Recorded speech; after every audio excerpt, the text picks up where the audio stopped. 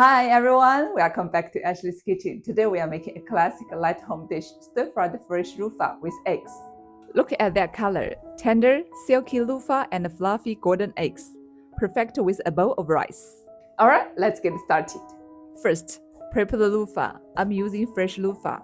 Peel it, cut it in half lengthwise. Then slice into diamond-shaped pieces.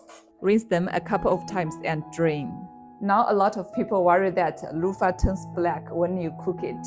Here is a quick trick to keep it fresh and bright. Put the Luffa pieces in a steamer. Brush a very thin layer of oil on top. Then steam for just 1 minute once the water boils.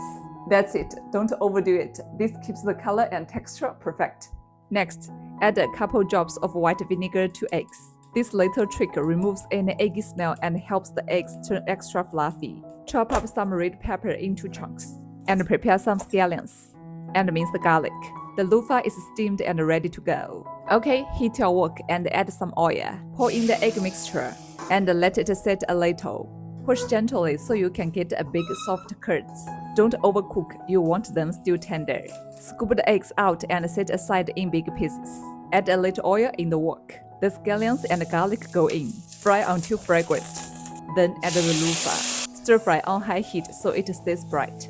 Toss in the red pepper and stir a bit more. Then return the eggs to the wok and season with 1 teaspoon salt, 1 teaspoon MSG. Stir well until everything comes together. Finish with a tablespoon of cooking oil for shine. Give it one last toss and it's ready.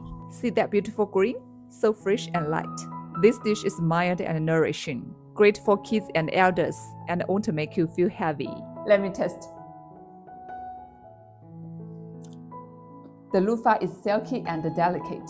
The eggs are fluffy and everything is just so clean and comforting. Super simple to make, very healthy. Try it at home. Thanks for watching. See you next time.